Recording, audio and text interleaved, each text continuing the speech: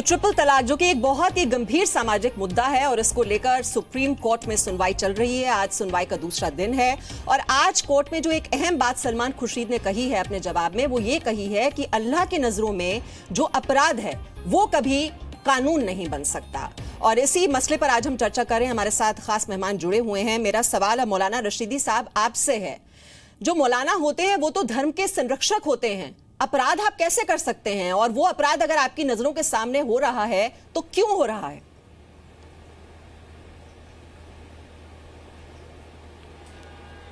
Madam, मैं बड़े एहतराम के साथ आपसे एक बात कहना चाहता हूं। ये आपका सवाल ही गलत है।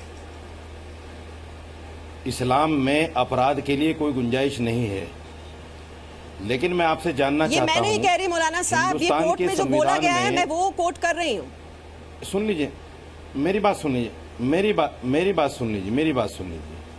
हिंदुस्तान के संविधान में किसी को भी जान से मार देना अपराध है, लेकिन एक आदमी जब बंदूक उठाकर गोली चला देता है तो उसकी तो जान चली जाती है ना। ऐसा तो नहीं कि गोली लगने के बाद वो आदमी जिंदा रह जाए। चलिए मौलाना साहब, पर मर्डर का केस मैं आपको रोक रही हूँ, माफी चाहूंगी उसके लिए। सलमान खुर्शीद बोल रहे हैं इस मसले पर, उनकी बात सुन लेते हैं। संबंध किसी धर्म से है, उसकी बात कर रहे हैं। तो अगर उस धर्म में इसको पाप माना जाता है सोच से, तो इसको फिर कानूनी वैधता कैसे दी जा सकती है? इस बात पर मैंने जवाब दिया कि ये संभव नहीं है। Thank you sir. दोनों पे हो गया सर। जी मौलाना साहब, आपने सुन लिया क्या बात कही सलमान खुर्शीद साहब ने? पाप है तो कानूनी वैधता कैसे दी जा सकती है? हाँ, मैंने कहा, सुन लिया है। सुन लीजिए। हमारे लिए सलमान खुर्शीद कोई आदर्श तो है नहीं। सलमान खुर्शीद की अपनी जिंदगी झांक कर देखिए। लुइस खुर्शीद उनकी बीवी हैं, वो क्या हैं, और इस्लाम को सलमान खुर्शीद कितना फॉलो करते हैं उस पर हमें जाना नहीं है। ना हमें किसी की बुराई करनी है, ना हमें किसी की भलाई करनी है। मौलाना साहब, जो मैंने आपसे सवाल किया आप सीधा सीधा उसका जवाब दें। एक चीज बताना चाहता हूँ जी, सुनिए। आप मानते हैं ये पाप है या नहीं? मैं उसी का जवाब दे रहा हूँ। आप मुझे बीच में बार बार टोक रही हैं तो फिर जवाब कैसे दूंगा? नहीं, आप दाएं बाएं जा रहे हैं ना। बार बार टोकेंगी तो मैं जवाब कैसे दूंगा? जी बोलिए। ये नहीं, ये पाप उन लोगों को लग रहा है, ये पाप उन लोगों को लग रहा है जो सब लैंगिकता को जायज ठहराना चाहते हैं, जो लव को, जो लड़के और लड़कियां बगैर शादी के रिलेशन में रहते हैं उनको उसको जायज ठहराना चाहते हैं। ये तलाक और ये निकाह और ये इस्लामी शादी उनको बुरी लग रही है क्योंकि वो आज़ाद रहना चाहते हैं। इस्लाम में थोड़ी सी पाबंदियां हैं।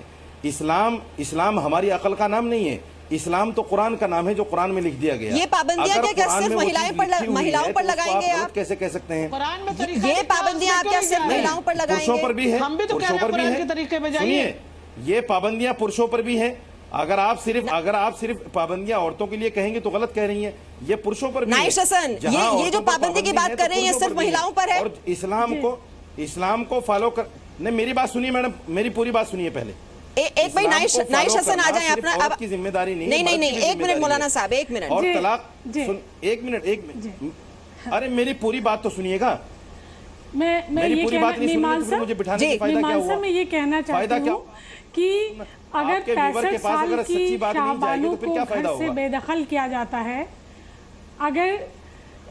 अगर नाजुक जहां नाम की महिला जो बरेली में रहती, जिनकी उम्र 70 साल है, उनको घर से बेदखल किया जाता है तलाक कह के, तो वो जवान लड़के लड़कियों में शामिल नहीं हैं। वो ये सोच रही इस बुढ़ापे में मेरी ज़िंदगी कैसे कटेगी। तो ये सवाल तो बहुत बेजा सवाल है। अब बात ये है कि सलमान खुर्शीद साहब ने जो कुछ कहा है उसको कम से कम महिला संगठन वेलकम करते हैं।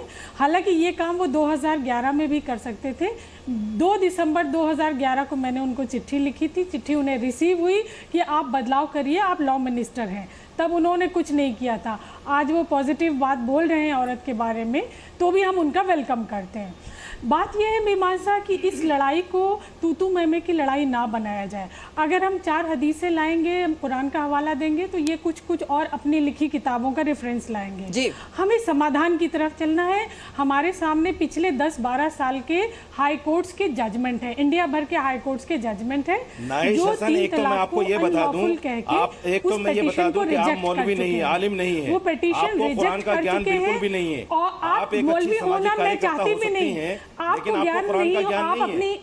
अपने ज्ञान नहीं, को बिल्कुल अपने नहीं। पास रखिए। आप मुझे कुरान को, मौलवी इस्लाम होने को की रिप्रेजेंट नहीं बिल्कुल करती। ख्वाहिश नहीं है। आप इस्लाम मौलवी को कोई रिप्रेजेंट नहीं इतिहास करती, में चूंकि कोई जगह नहीं देखिए, रही मौलवियों आप की। जिस स्कूल ऑफ मैं थॉट से जो आती हैं, सुप्रीम कोर्ट के मालूम ऑब्जर्वेशन मुझे है वो मैं बता दूं, आप ये बहस हम आगे भी जारी रखेंगे। ये जो है 3 तलाक निकाह का जो खत्म करने का सबसे खराब तरीका है, ये सुप्रीम कोर्ट की ओर से कहा गया है। 3 तलाक निकाह खत्म करने का सबसे आपत्तिजनक तरीका, ये सुप्रीम कोर्ट की टिप्पणी है।